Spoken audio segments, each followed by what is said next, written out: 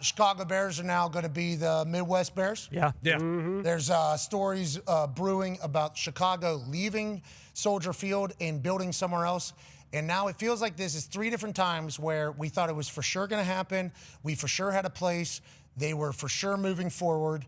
And congratulations, the Bears have a new stadium and a new super duper park around it where they're going to own everything.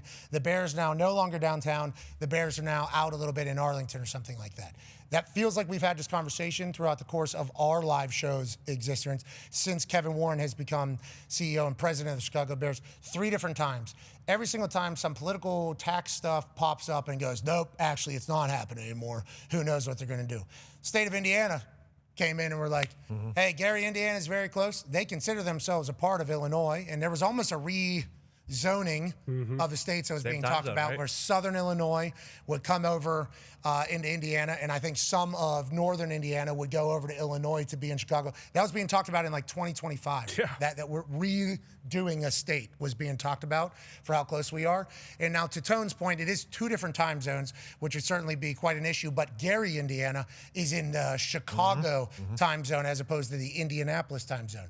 So like that area is kind of already operating as if it's Illinois, but it has Indiana taxes, Indiana which is could be quite a benefit for a business if they were to operate.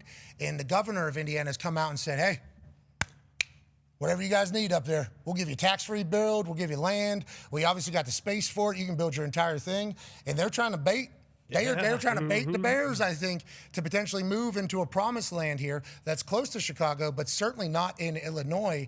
That'd be a fascinating thing. Are you still the Chicago Bears? Because a lot of people up there consider themselves to be Chicago people. But if it's in Indiana, are you still going to be able to get away with that? Or is this the Midwest Bears? Are we the Midwest Bears up there coming out of Gary, Indiana, potentially because of tax breaks? Yeah, and Illinois screwing this up and Chicago screwing this up is awesome for the people of Indiana just because they should. I mean, you want to build, what is it, a Jerry World, a Patriot Place. Teams want that now. You make so much more money. I didn't even think about the tax thing between Illinois and Indiana. Like, if you are, Kevin Warren, president and CEO, and he's done a lot of things and a lot of business moves that I think everyone said, okay. But if he were to bring them to Indiana with that entire layout, with a tax-free build, like, you're not just saving hundreds of millions of dollars on the build itself, you're also profiting billions of dollars by having, in the long run, yeah, by having all those things. Let alone if they were to pitch like, hey, could we do a casino? Like, there are casinos in Indiana already. Could we possibly do one? Like, what's wrong, Ty? No, I agree. Fans are not. Oh, no. If you. And I'll tell you what, there's not enough people in that area of Indiana to make up for the fans that you're going to sell. And I think in this holiday season, we need to tell you, we appreciate the out of you. Now, Tom Cruise sent us a coconut bunt cake. Yeah, that's right. Yep. 3 of them. Okay, just want to let you know that. Really? Yeah, just something to think about as you're checking your I list. think you might have said it to him, too. There was a mic on the card. Yeah, actually, he might have been talking about you. He might have been just assuming you're a part of the crew. Tom Cruise sent you a coconut vanilla bunt cake to this Thunderdome. We ate it. You won't get to see it or enjoy it, but just know that it was spectacular. Oh, that's cool. Yeah, Mike, that's awesome. Gump, Mike. I will say this, though. You are on Jessica's Christmas list, so I have no idea what you're getting, but I don't know when that's. She's awesome at it, so I think you guys will be in great shape. So. All right, well, please tell Jessica we said thank you. We appreciate you and your family for everything. Cowboys, AP, Tone, what are the numbers saying for this particular game here, Tone, and what's the percentage of bets on who?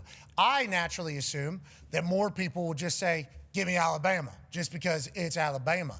Alabama, I think there's some sort of stat line that's out there about something about since 1860 or something, they haven't done something and lose in some sort.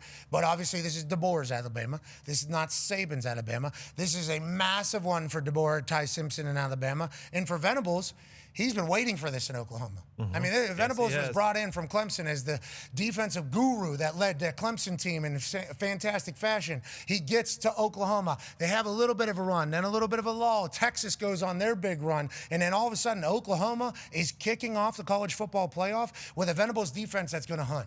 I mean, they are going to hunt. They are going to look gonna awesome. hunt. Is Batir and Arbuckle in the offense that we saw earlier in the year, then a little bit at the end of the year, going to show up in the biggest moment and continue this magical run? Or will Alabama and Ty Simpson, who had a tough road throughout the middle of this season and got to this point, will they continue their journey to a national championship in the post-Saban era? It's a huge one to kick off this college football playoff tomorrow night. Yeah, it's a ginormous one. I think the line kind of reflects how I feel about this one as a coin flip, but you're going to get the favorite because of the home and the home field advantage. These two teams played, what was that, 4 weeks ago? In Alabama. Yeah, in Alabama. Oklahoma won 23-21, but Bama outgained them by 200 yards. It was kind of the story of turnovers. That Oklahoma defense was getting sacks, turnovers. They had an interception return for a touchdown. But, so Ty Simpson has 5 interceptions, I believe, on the season. 4 of those have come in the last 4 weeks. So there's internet rumors about his health and stuff like that. Alabama can't run the ball. And then the other side, the Oklahoma offense, the second half of the year has been these 3 weeks off for both of these teams. Are these teams gonna turn back to what they were at the beginning of the year, where Alabama won 5 straight against ranked teams or 4 straight against ranked teams, and Oklahoma's offense at the beginning of the season with Mateer was unbelievable before he hurt his thumb. It's an incredible. It's a coin flip for me. You talked about Venables. He was kind of on the hot seat before the season. He is not anymore.